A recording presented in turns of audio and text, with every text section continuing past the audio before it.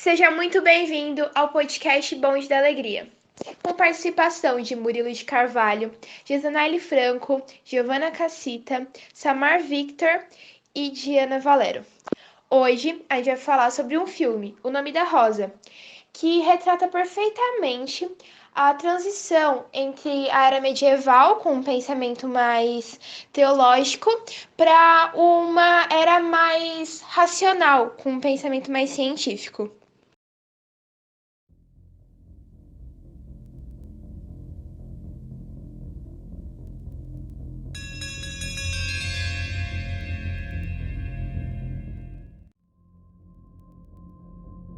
Esse filme ele conta a história de um monge franciscano chamado William de Baskerville e um noviço que o acompanha chamado Adson von Melk, que chegam a um remoto mosteiro no norte da Itália.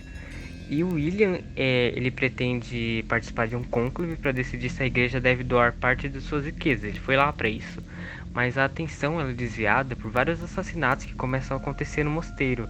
E o William ele começa a investigar o caso e que se mostra cada vez mais difícil de conseguir desvendar, porque os demais religiosos eles não estão apoiando tanto e na verdade até dizem que é tudo obra do demônio. Mas antes que o William ele complete a sua investigação, o mosteiro ele é visitado pelo antigo desafeto de William, que é um inquisidor chamado Bernardo Guy, interpretado pelo F. Murray Abraham.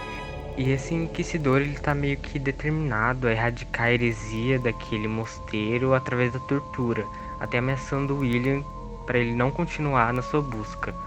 E essa batalha, junto com uma guerra ideológica entre franciscanos e dominicanos, ela é travada enquanto o motivo dos assassinatos é lentamente solucionado. E após o Bernardo Guy ele condenar a moça que se relacionou com o Adson, o monge Salvatore e um outro monge à fogueira por heresia, o William e o Adson eles descobrem uma biblioteca secreta dentro do mosteiro e também descobrem lá quem foi o autor dos assassinatos, que é o Jorge de Burgos, o monge mais velho do mosteiro. E o motivo principal de tudo isso, os monges eles tentavam proteger livros considerados profanos pela igreja, como a obra poética de Aristóteles, que falava da comédia e do riso. E somente alguns monges tinham acesso a essa biblioteca, e quem conseguisse chegar até ela acabava morrendo envenenado quando folheava o livro de Aristóteles, molhando os dedos, pois as suas páginas continham veneno. E no final, o autor dos assassinatos acaba incendiando o mosteiro, tentando fugir, mas o William e o Adson eles conseguem salvar algumas obras. Esse filme também é possível citar as diversas relações que ele tem com diversas outras obras, como no caso dos livros da autora Agatha Christie, que é uma britânica, que infelizmente já morreu, que escreveu diversas obras policiais que acabam tendo sempre um mistério, que é um investigador precisa descobrir o que está acontecendo, e é relacionado com o filme porque o William, que é o personagem principal, e seu ajudante, o Adson, precisam descobrir os reais motivos das mortes que estão acontecendo no mosteiro. Então também tem uma relação com mistério e investigação. Também é possível relacionar com o livro A Biblioteca de Babel, já que este conta a história de uma biblioteca que possui diversos livros sobre diversos assuntos, só que eles possuem também diversos significados que não são compreensíveis, já que muitos livros contêm escritas que as pessoas não entendem ou palavras repetitivas. E nesse precisa encontrar alguém que consiga decifrá-los com um poder divino, né, para conseguir entender esses livros. E sua relação está com o filme, já que o personagem principal, o William, ele acaba descobrindo, ele com seu ajudante, o Watson, né, acaba descobrindo que o real motivo das mortes é o envenenamento de um livro, no caso o livro do Aristóteles, né. Então ele se relaciona com esse livro, A Biblioteca de Babel. E também uma relação bem clara é com o livro do Arthur Conan Doyle, que é um livro muito famoso chamado O Conde dos Baskerville, que esse inaugurou as obras do Sherlock Holmes, que é um investigador muito conhecido, e ele se relaciona com o filme nessa parte de investigação e também com os nomes dos personagens, já que o auxiliar do William é o Adson, E o auxiliar do Sherlock Holmes é o Watson. O nome é bem semelhante. E o nome do livro do Conan é O Conde Baskerville. E o nome do personagem principal é o William de Baskerville. Então é muito relacionado.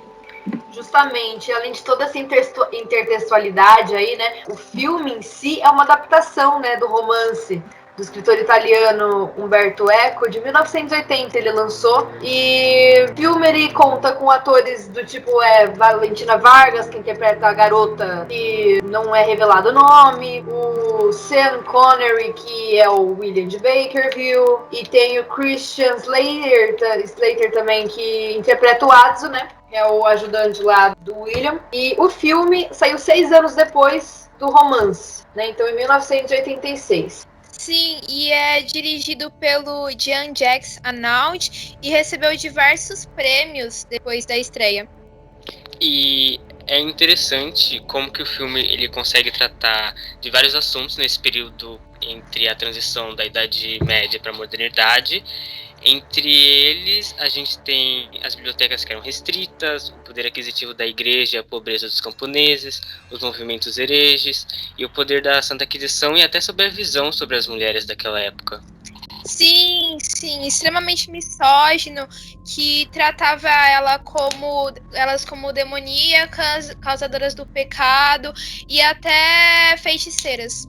Sim, e além disso, uma coisa assim que é praticamente a base do filme, né, que são a relação entre os franciscanos e os dominicanos, que no filme, né, como já era em 1327 que se passava aí a história, eles já tinham apresentado muitos conflitos de doutrina, mas antes, lá a origem, mais ou menos uns 100 anos antes disso, não era assim, né? Eles tinham era muito semelhante a doutrina dos franciscanos com os dominicanos.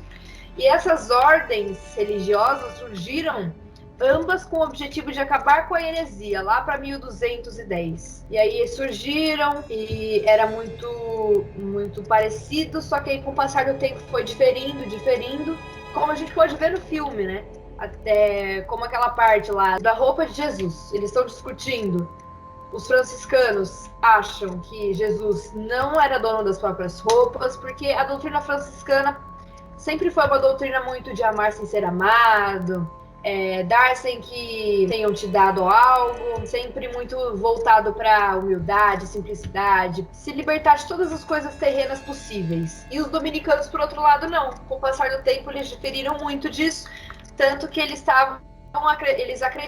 acreditavam, né, que Jesus era dono sim das próprias roupas e que Clero, assim como Jesus, assim, fazendo uma analogia, teria que possuir bens sim. Né? Isso é bem interessante.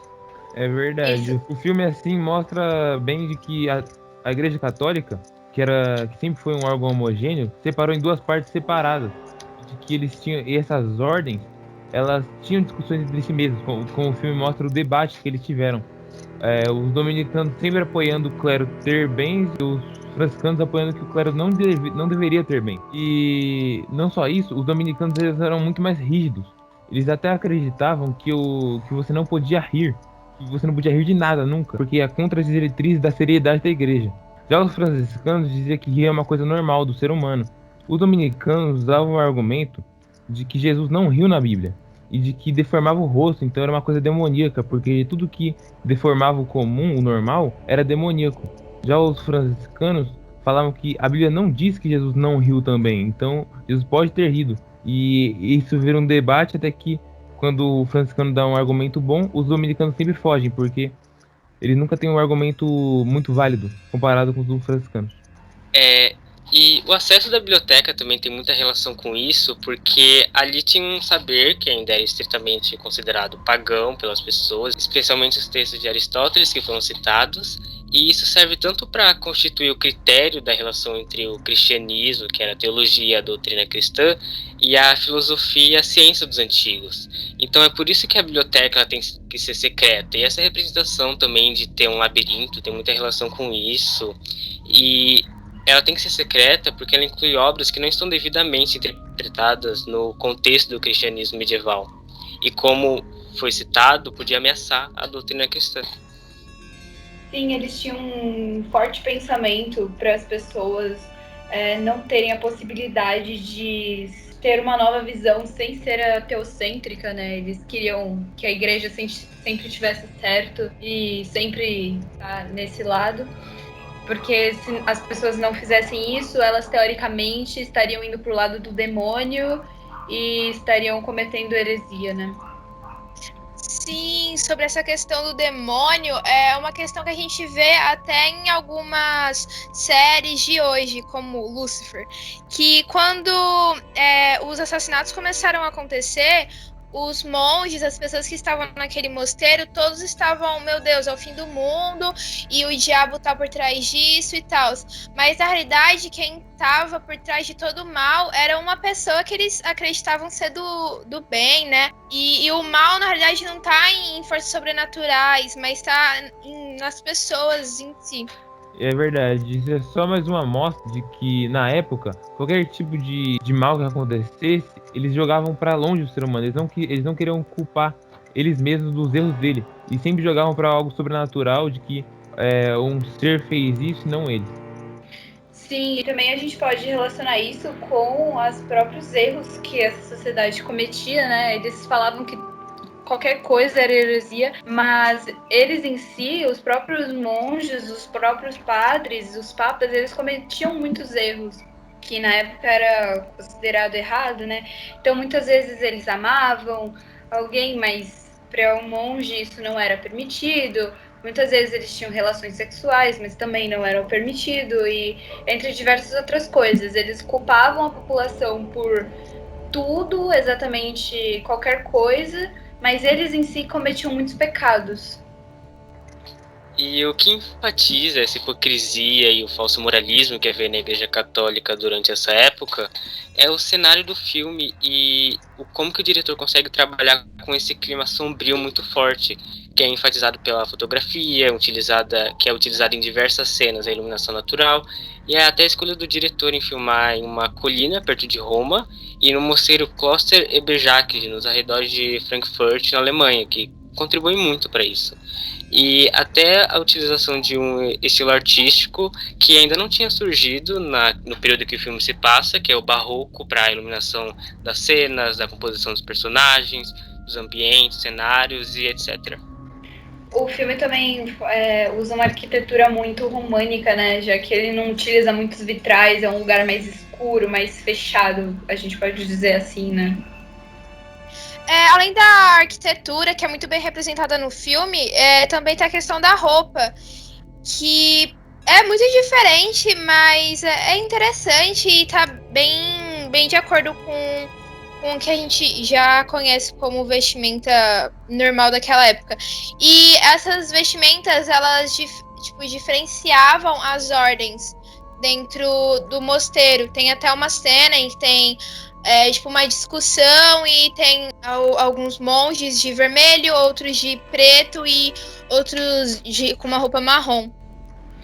Porque essa sociedade era bem dividida, né? No caso, quando a gente fala da Idade Média, tanto na Alta Idade Média quanto na Baixa Idade Média, ela era estamental, então ela era dividida em ordens, né, em camadas. Então, no caso, era os servos, a nobreza, depois o clero, só que o clero em si tinha muita divisão. A mais, resumidamente, a mais simples, é a do alto clero e do baixo clero.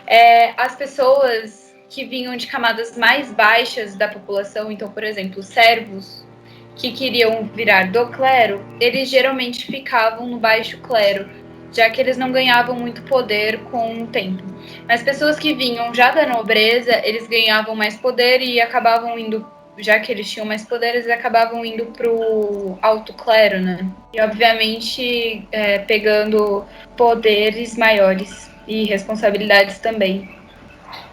Esse filme tem várias cenas legais e assuntos. E uma que eu gostei muito foi quando o Adson tá com o mestre dele e ele pergunta sobre se o mestre dele já tinha amado alguém. E aí o mestre dele falou que já tinha amado várias coisas, mas aí ele não fala muito se já amou alguém. E o Adson é muito o adolescente que tá gostando de alguém pela primeira vez e tal, é todo bobinho. Mas é uma cena muito legal porque o jeito que o mestre dele explica o amor é uma visão bem diferente. Então, e outra coisa interessante é o nome do filme, né?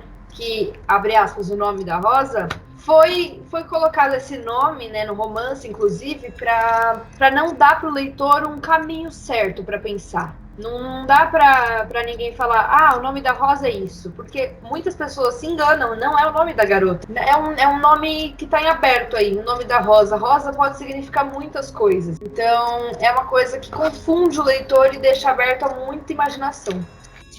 Vocês tiveram alguma cena que vocês gostaram ou alguma parte que levantou alguma questão que vocês gostaram também?